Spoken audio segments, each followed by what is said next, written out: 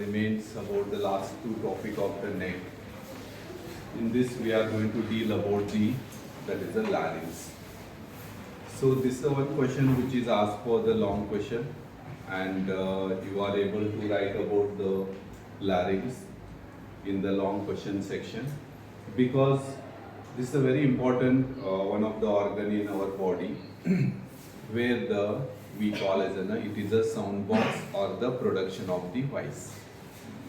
So whatever we speak or whatever we talk, whatever the voice is produced in the different we call as in the pitch or the range of the volume, all this is depends upon the larynx, your quality of larynx.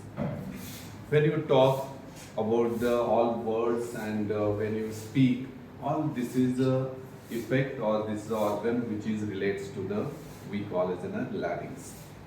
So we are going to deal about the first part of the larynx which is there. In that we are going to deal about the introduction of the larynx.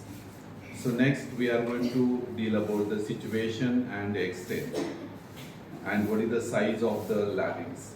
Then we are going to call as what it is made up of actually.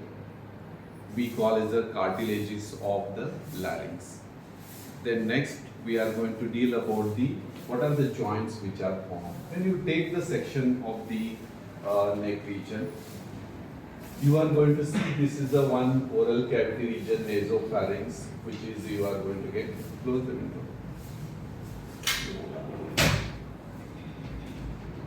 So this sagittal section of the neck region, when you see this, in this region you are going to see the tongue section of the tongue. Then we are going to call it this the part of the pharynx.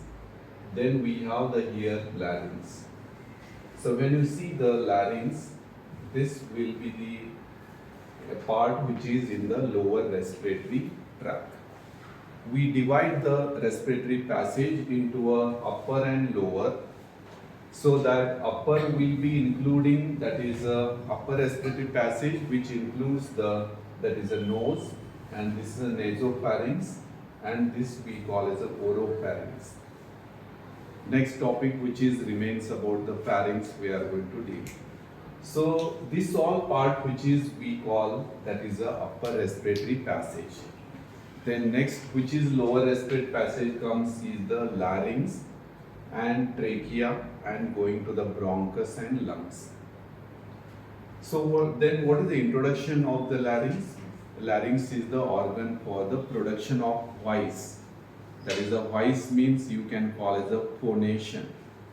Phonation is the meaning of that production of the voice. Okay. So this is the one organ which is acts as a sphincter for the lower respiratory passage. We are going to call, I have told the division of the upper and lower respiratory passage, so that this will be acting as a sphincter at the lower respiratory passage, so that you can include this larynx and continues below trachea, then bronchus, and you are going deeper, that is the lungs. Okay, so that this larynx will be the organ for the production of voice. Whatever we speak, whatever we talk, all this is relates to the that is the production of voice relates to the larynx.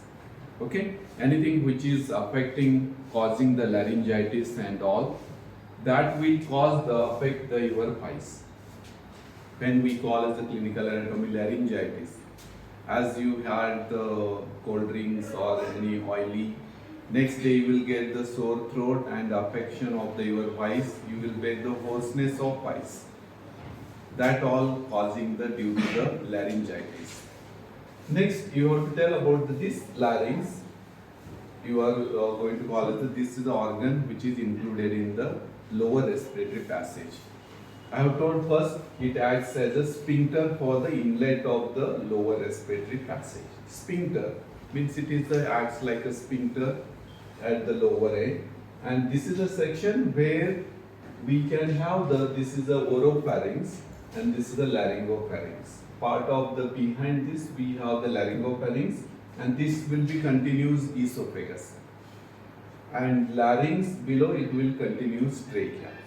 So you have to remember, in front of the esophagus, trachea, upper part of the trachea is larynx, then upper part of the pharynx will be that is the laryngopharynx. So should not be confused, this part which is continued, it is a one way. When we swallow the food, that time only the swallowing, that time this larynx will be, respiratory passage will be, that fraction of moment it is closed and respiration is stopped that fraction of moment. So it will make the one passage when we make as that is a laryngopharynx. Okay, when we swallow food has to go into the esophagus. So behind the larynx part, laryngopharynx, then swallowing that moment we are going to stop the respiration because it will be epiglottis closing the laryngeal cavity. So that we are going to deal in the that is a oropharynx or laryngopharynx in that. Next, the larynx, which is it is a midline structure in the neck region. It is I am going to talk about what is the situation of the larynx. It is situated in the midline of the neck, upper part of the trachea, and this will be situated actually at the cervical vertebrae 3rd, 4th, 5th and 6th level.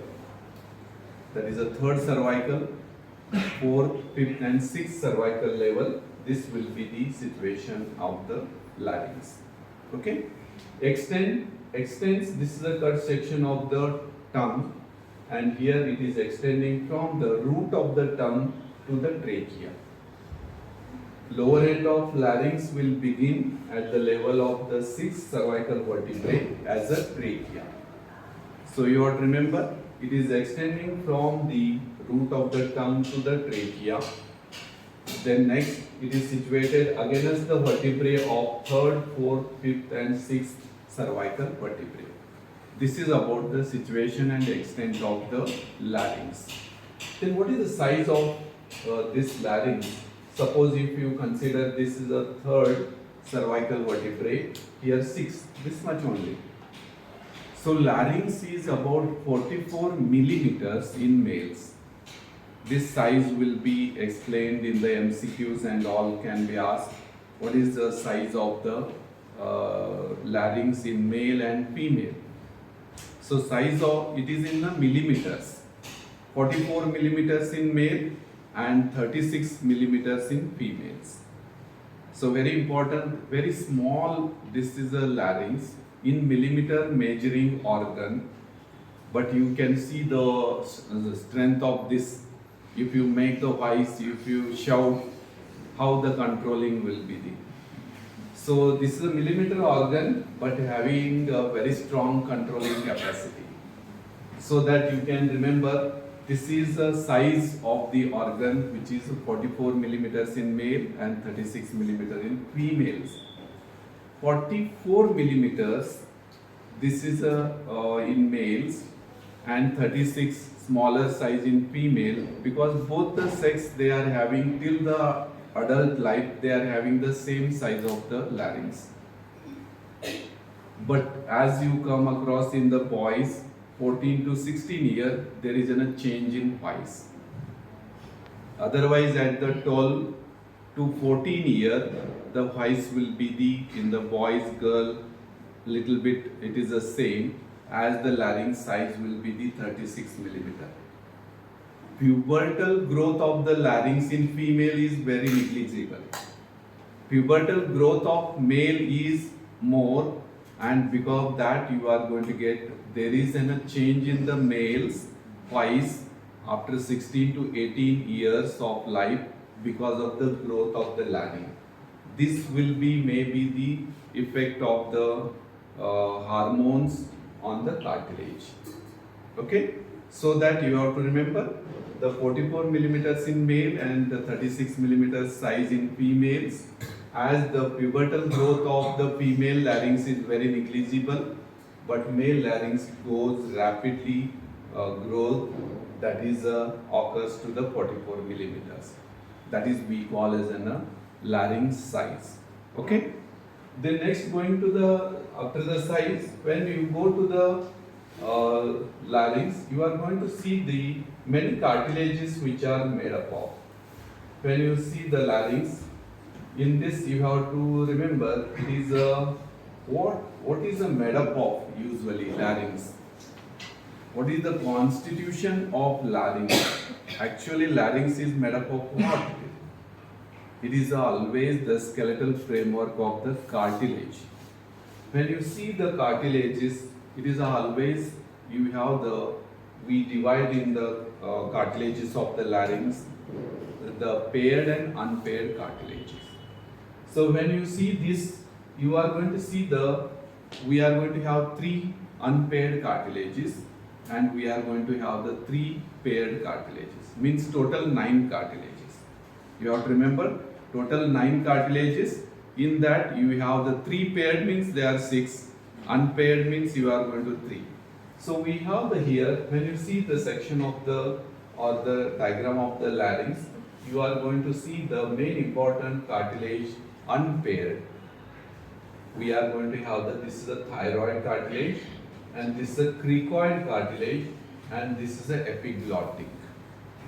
So epiglottic, thyroid and cricoid, these all 3 are the total unpaired cartilages of the larynx. So question will be asked, what are the, name the cartilages of the larynx. In that sometime is asked paired and unpaired. Name the paired cartilages and name the unpaired cartilages. So unpaired cartilages are thyroid, cricoid and this is the epiglottic. We are going to get this epiglottic, this is a thyroid bone. We have a bone, this is the epiglottis or epiglottic. So that is the 3 unpaired cartilage. We have the 3 paired cartilages. On the posterior aspect of the larynx, we are going to have the, there are paired cartilages situated on behind the thyroid cartilage. And we are going to call, this is the arytenoid cartilage, corniculate cartilage and cuneiform cartilage. Should not be confused with the cuneiform bone and don't write uniform here. So this will be the one which is you have to remember. So most important, I take care for that because you may write uniform here. So this is a cuneiform. So that first one, paired cartilages, arytenoid, corniculate and cuneiform. These all will be, we are going to call, these are the cartilages of the larynx. So what actually, you know the cartilage and bone. Then cartilage, these all cartilages are there and they are moving and they are attached each other by the intrinsic muscles of, extrinsic muscles of larynx. There are muscles which are, they are attached to the, these cartilages and helps to move according to the your voice. So that we call as an even these cartilages are attached by the, all each attached by the ligaments, membranes and covered by the membranes and they are almost all the moved by the attached muscle. So here you have to remember, these all cartilages made up of larynx is all attached by the ligament, moved by the muscle attached because of the action of the muscles and that is covered by the membrane. All that is including, they help for the movement and production of voice. So this is what you are going to write. This larynx is having the 9 cartilage and these 9 cartilages are attached by the ligaments. Then those ligaments also having the attachment of these ligaments and cartilages also having the attachment of muscle. We call as the intrinsic and extrinsic muscles of the larynx. So these all 3 you have to remember, very important. This can be asked for the MCQ also. Name the, or all are the cartilages in that is we call as cartilages of larynx, except they may add the hyoid bone also, they may add here. This you have to remember. And this cartilage, when you see this cricoid cartilage, it is like a ring ring like it is. It is there in the department. You can see it is a one which is you are going to get. You can wear it on in your finger. Like that, it is cartilage. Total ring like it is there in the department. You can see all thyroid, cricoid. You can wear. Usually, we anatomy teachers we call as this cricoid cartilage is a engagement ring. So this is you have to remember. Anatomy language we apply for the cricoid engagement ring. It appears like a ring, like complete. You can wear also, but we don't give you. That is. So next you have to tell about the. Remember, these are the cartilages which are attached by the total joints, ligaments, and we have the moved by the attached muscle covered by the membrane. And interior of the larynx which is covers the mucous membrane. Very important 4 things you have to remember. These all cartilages, 9 cartilages of the larynx which are attached by the ligaments, moved by the muscles and connected by the joints, and that is covered by the membrane and interior lining of the larynx by the mucous membrane. These are the very important things, words you have to remember. And paired and unpaired cartilages. Unpaired cartilages are thyroid, cricoid and epiglottic. Paired are the arytenoid, formiculate and cuneiform. Then there are joints of the larynx. If you see this thyroid and cricoid, this joint we call as a cricothyroid joint. You are going to get the cricothyroid joint. Here you have the cricoid and this arytenoid, cricoarytenoid joint. 2 joints major we have in the joints of the larynx. That is joint formed between the cricoid and we have the thyroid cartilage. That is the cricothyroid and cricoarytenoid joint. What is the importance of this? Here this cricoid cartilage and the inferior cornu we call. What is the joint which is we call as a cricothyroid joint? This cricothyroid joint is a synovial joint which is formed between the upper lamina of the cricoid and inferior cornu of the thyroid cartilage, and that is connected to the side, and that is a joint we call as a cricothyroid joint. And this will be helping to move the cartilages in transverse axis and gliding movement in different axis. Gliding movement in different and transverse axis will be helping for the movement on the along the transverse axis.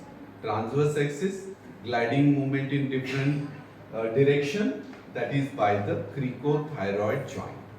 Then next we get the cricoarytenoid. This is also synovial joint formed by the upper lamina of the cricoid and base of the arytenoid cartilage. This is the base of the arytenoid and this is we have the upper part of the cricoid. Cricoarytenoid joint. This will be helping for the movement of the larynx in the vertical axis. I have used cricothyroid transverse axis movement, and here cricoarytenoid in the vertical axis and gliding movement in different directions. We are going to get in the first also different direction. In the one direction also maybe we are going to get as that is a movement. So these 2 joints and their actions on the larynx. You have to remember cricothyroid will be the on the transverse axis movement and cricoarytenoid will be the vertical axis. And both are helping for the gliding in the different direction, gliding in the one direction, may be there in the action. So this is all about the introduction of the larynx.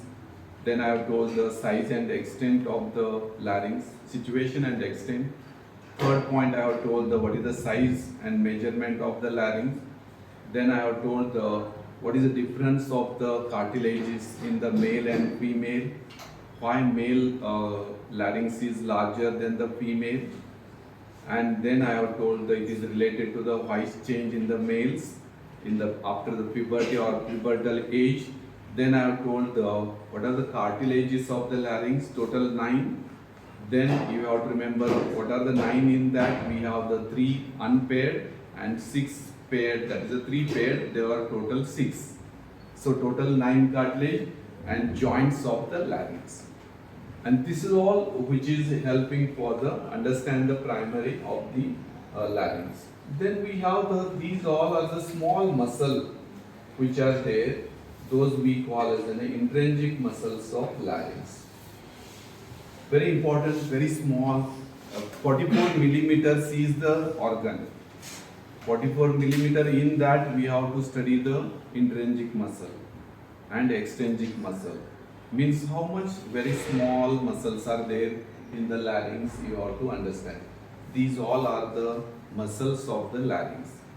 Question separately may be asked, that is describe the intrinsic muscles of larynx. In that you have to write origin insertion. Millimeters muscle, you have to write the origin insertion. Only it is possible to remember when you understood what are the cartilage, what are the parts which is having the cartilage, where is the cricoid, where is the thyroid, epiglottic, arytenoid, corniculate and cuneiform. Then only you can understand and write the origin insertion of these intrinsic muscles of the larynx. So these origin insertion I am going to deal with these diagrams, and you have to remember there are total 9 muscles, intrinsic muscles, that you have to remember. So cricothyroid is there, posterior cricoarytenoid, lateral cricoarytenoid, transverse arytenoid, oblique arytenoid, eriepiglotticus, thyroarytenoid, focalis, thyroepiglotticus. So these words, see, arytenoid, you know, cartilage, you are going to get. Then we cricoarytenoid, you have to posterior cricothyroid, cricoid and thyroid. So once again, this we will compare with the cartilages of the larynx. So in this I have told epiglottis, eriepiglotticus, we have thyroarytenoid, thyroid, and cricoarytenoid, we have cricoid, thyroid, epiglottis. And we have the arytenoid cartilage. So this will be attachment to the arytenoid cartilage. So these all names of the cartilage you know. Then what are the parts which is they are originating and inserting, we are going to deal. So next part I am going to cover in the next lecture, that is the intrinsic muscles of the larynx. Okay, write down.